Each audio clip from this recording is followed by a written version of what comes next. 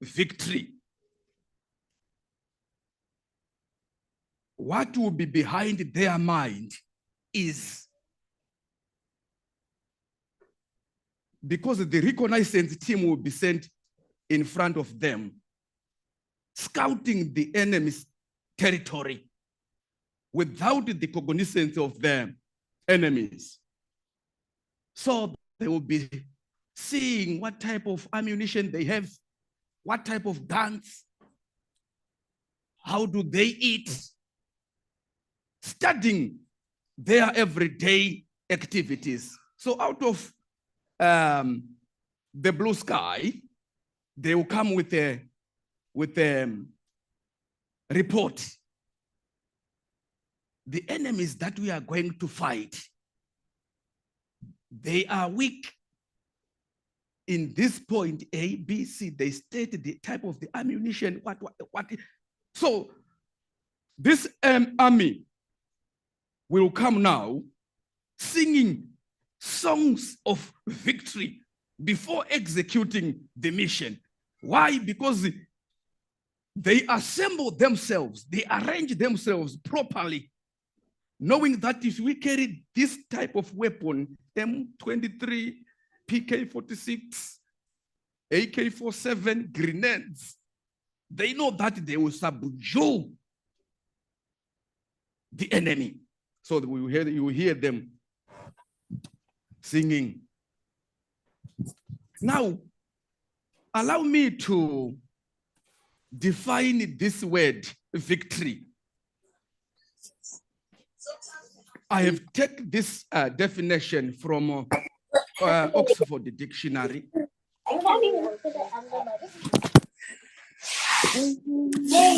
The definition of victory here is an act of defeating an enemy or an opponent in a battle, in a game, or any other competition. So the word victory, it's an act of defeating the enemy in a battle or in a competition. In Greek, the word victory is Nike.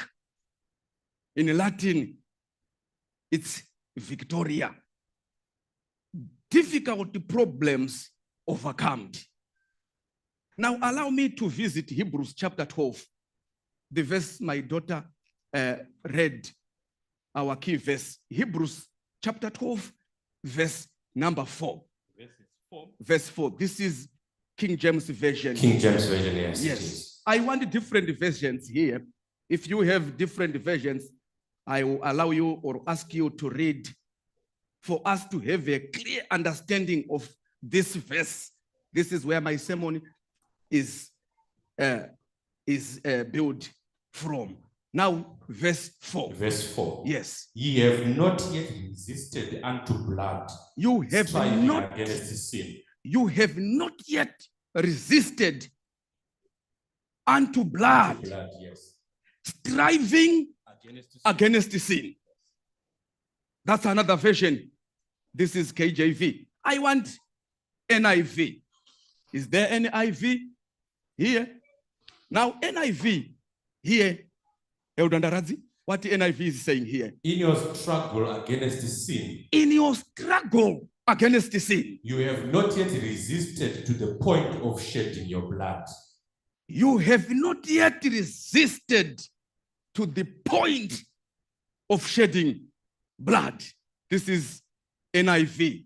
I want another version. I'm going to be very quick, even my leg is not good today. I'm sit down very, very soon. I'm not going to take long. This is English Standard Version, ESV. What does it say? Says, in your struggle against sin. In your struggle against sin. You have not yet resisted to the point of shedding your blood. This one is a bit near. This is what I want to use. English Standard Version. Now, the writer is saying here, in your struggle against sin, you have not yet resisted to the point of shedding your blood. We are in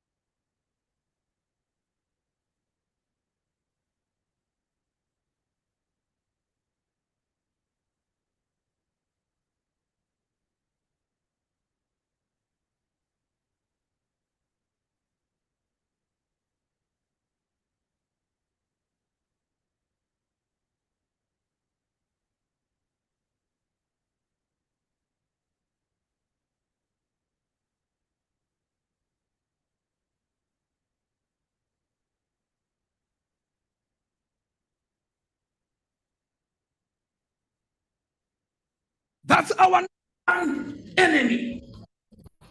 There's a battle we as Christians, we as the families going on. And the battle is fighting against the sin. So Paul is saying, gentlemen, in your struggle against the sin, you have not yet resisted up to the point of shedding your blood. Up to the point of shedding blood. Sin. What is sin? If you visit, because of time, if you visit 1 John chapter 3, verse 4, are you there? And the verse is 4. Verse 4. Whosoever committed sin, Whosoever transgressed also the law. Whosoever committed sin, transgressed Also the law. Transgressed also the law. For sin is the transgression of the law. For sin is transgression of the law. Now, this is our problem.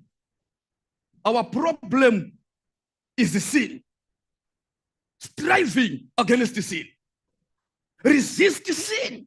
Even if it means that you can shed your blood. Look at this scenario when Jesus was in Gethsemane. He was praying alone. The Bible said they come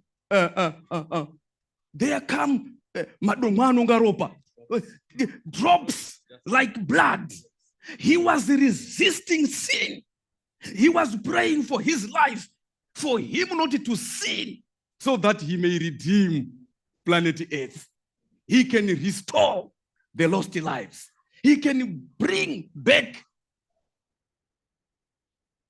children,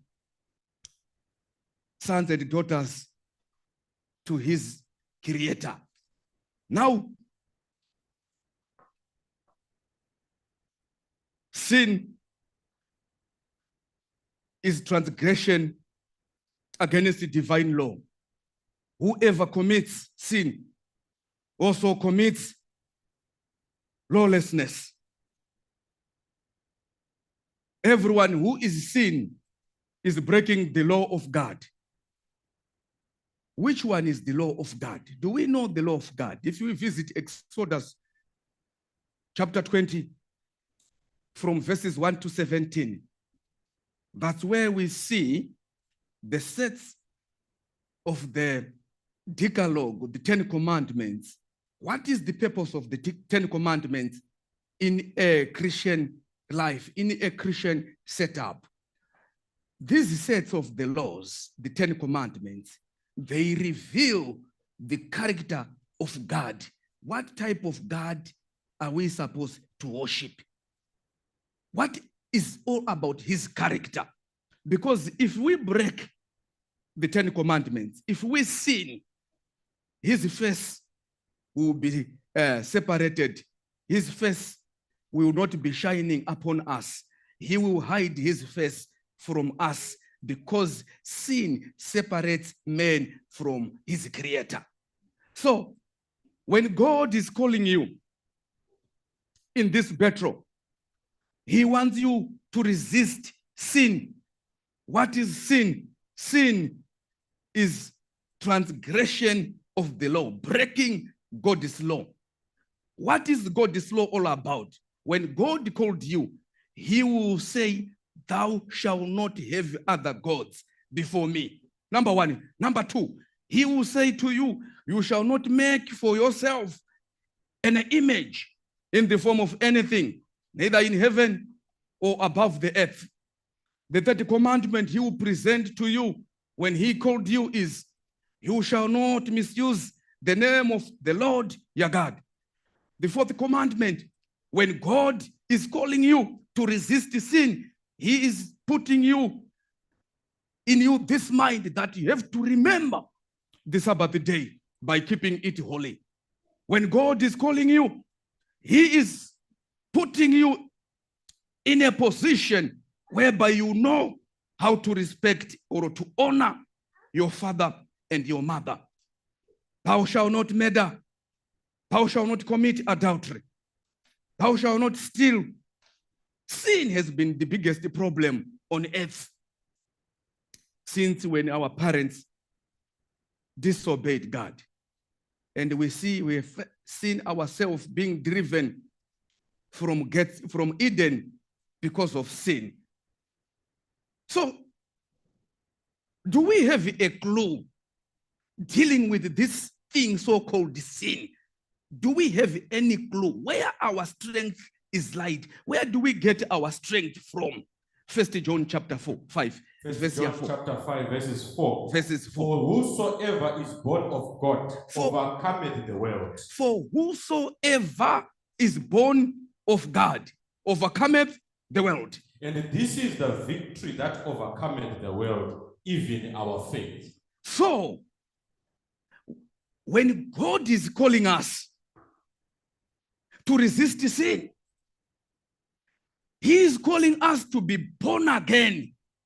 He is addressing or properly positioning ourselves so that when we encounter sin, we can overcome it.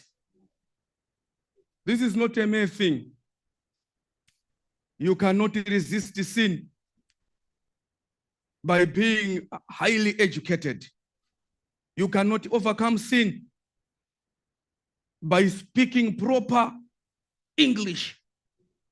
You cannot overcome sin by eating proper food in your family.